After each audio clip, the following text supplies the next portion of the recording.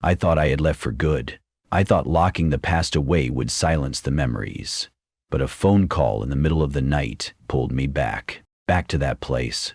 The old hospital, room no. 2, was lit again. The caller was Sierra, the nurse who was with me that night. "Dr. Dillon, room 2, it's on again, but this time..." There's laughter, a child's laughter. I returned on a stormy night. The sky was pitch black and wind was howling through shattered windows. The old wing had been padlocked, but the gate was rusted, as if someone still went in, regularly. Under the flickering beam of my flashlight, I stepped into the basement corridor. The air wasn't normal. It thickened around me, like I was walking into the lungs of something alive. As I approached room no. 2, the light turned on again, but this time there was no one inside. Only the operating table, surgical tools arranged neatly, and in the center, an old doll dressed in a blood-stained white dress. On its forehead scrawled in red ink, Olivia. I didn't believe in coincidence. I went back through the old records again, this time the archive upstairs. The dust was so thick I had to wear a mask. In a damp corner, I found a folder that wasn't in the system.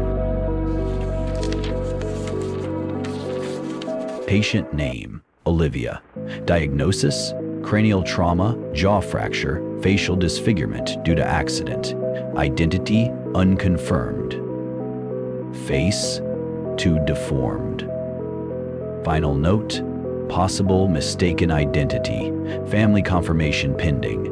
Time of death, 10:07 p.m., November 13th. The same night Giorgio died. I started shaking when I saw the faint, nearly invisible line at the bottom. Dr. Leo didn't know it was his daughter. When he realized, he gouged out his eyes and stitched his mouth shut with hers. I used to think I was just a bystander. Now, I'm not so sure, because that night, when I returned to room no. 2, the doll was gone, and on the table there was an old photograph of me, standing beside Dr. Leo, holding a scalpel. I've never taken that photo. Written on the back, "He's not done being operated on." I'm haunted. In my dreams, I entered the room. Figures surround the table, but none have faces, only hollow sockets. They nod and hand me the scalpel. On the table, my daughter. "Save her, don't make the same mistake," I scream, but my hands, they keep cutting. Chiara disappeared 2 days later. The police said she took a leave, but the hospital cameras captured her walking into the basement at 2:06 a.m. and never coming back. And 10 steps behind her was me.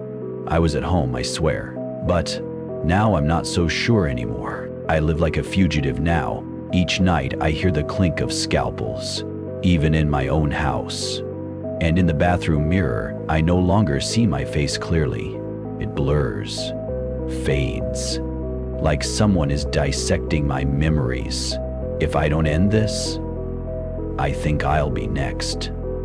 I'm preparing to go back to room no. 2, but this time I'm bringing something with me. Dr. Leo's journal, found hidden beneath his old desk drawer. The last page reads, "I was wrong. I didn't recognize her because I was afraid to look too closely, afraid to see her pain, afraid to face the shattered face I used to kiss every night. If anyone reads this, don't operate. Don't say her name. She'll think you're her father, and I know I'm going to die. But if I don't go back, she might choose another doctor to finish the surgery we left undone." Can you hear that? The sound of surgical tools being laid out on the table again. Who will be the next to step inside?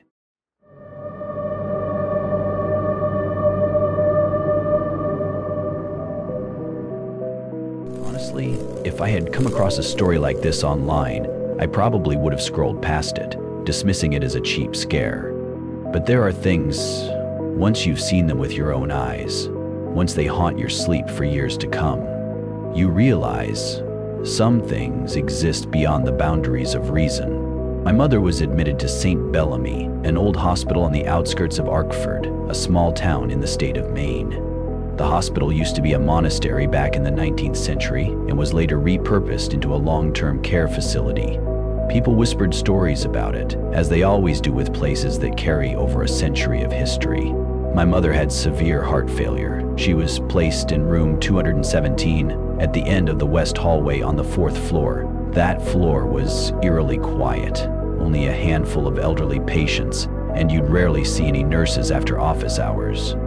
I took a few weeks off work to care for her and decided to sleep over at the hospital. The first night, I heard the dragging sound of footsteps, slow, shuffling, as if someone was scraping their feet down the hallway. I opened the door to check. No one was there. The dim fluorescent lights cast a cold glow, just enough to see the half-closed doors lining the corridor, each one seemingly watching me in silence. My mother always stared toward the cabinet at the foot of her bed. She didn't say much, just mumbled incoherent phrases. Sometimes she would scream at exactly 3:00 a.m., as if someone were whispering directly into her ear. I thought it was just neurological decline, until the 5th night. I woke at 2:53 a.m., feeling that someone was standing at the foot of my bed. The room was pitch dark, lit only by the blinking green-red glow of the heart monitor. I couldn't see clearly, but there was a figure, tall, thin, standing there, unmoving. I blinked. It vanished. I told myself I was exhausted, but in the morning my mother grabbed my hand and whispered something that chilled me to the bone. Don't let it whisper in your ear. When it whispers, you won't be you anymore. That froze me to my core. I told a nurse named Grace about it, a woman who had worked there for over 20 years. She didn't laugh. She didn't even look surprised. She only asked one question. Is your mom's room near the iron staircase at the end of the hallway? I nodded. She leaned closer and whispered, then don't ever go up that staircase after midnight. It doesn't lead to the 5th floor. I didn't ask further. There was something in her eyes, a fear too deep for words. The next night, I couldn't sleep. I sat by the window, looking out through the fogged glass. That's when I saw it. A figure standing outside, staring up at my window on the 4th floor. But that floor is almost 20 meters above the ground. No one could stand there, unless they were floating. I looked away for just a second. When I looked back, it was gone. When I turned to check on my mom, she was wide awake, eyes wide open, whispering. It's whispering again. Linda, I'm sorry. After that night, everything spiraled out of control. I started hearing voices in my head. Not words, not in any language I recognized. They were lullabies, eerie and ancient. They spoke of a ritual, of an exiled priest who hanged himself on that very staircase after murdering 3 patients in 1911. The hospital covered it up and claimed he was mentally unstable, but they never removed the staircase, as if it were an inseparable part of the building. On the last night before my mother passed, I was awakened by a knock at the door. Slow, rhythmic. I opened it. No one was there, but I heard footsteps ascending the staircase. In a trance-like state, I followed them. I don't remember how I got there, but I found myself standing on what felt like the 5th floor. There were no lights, no exit, just a long hallway, its walls damp with moss and dried blood. At the end, an open room. Inside that room, I saw my mother. Not sick, but young again, smiling. Beside her stood a man in tattered priest robes. He turned to face me. His eyes were hollow sockets. He opened his mouth, and I heard the whisper again, clearer than ever. It's your turn now. Bring another soul, or stay. I ran.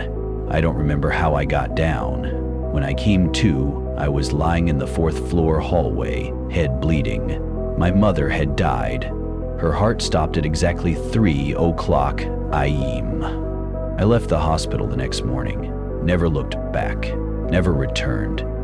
I thought I had escaped. St. Bellamy, the whispers, the feeling that something was always watching from behind.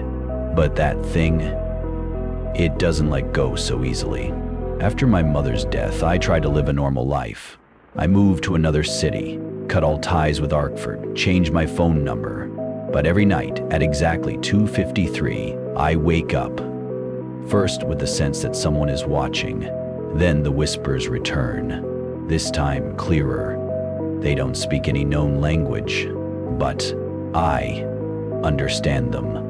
You've seen the 5th floor. You carry its memory. You're part of it now. I no longer dream.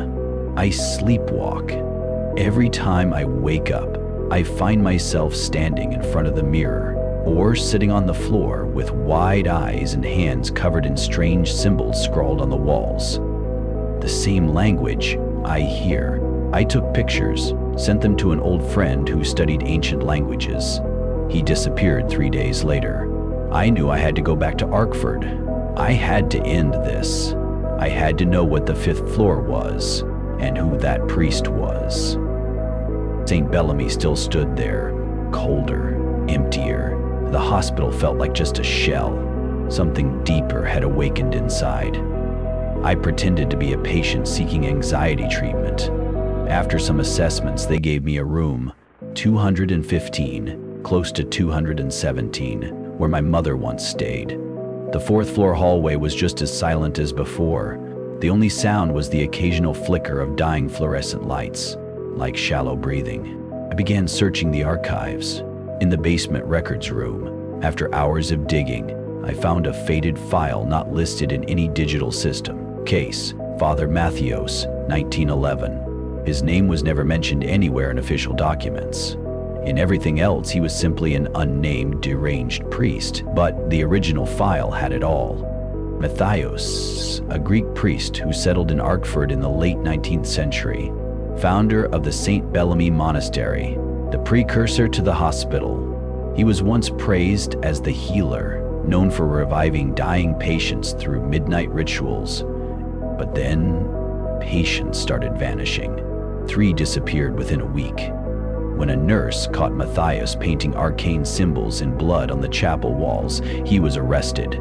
But before anyone could investigate, he hanged himself on the iron staircase connecting the old monastery to the chapel.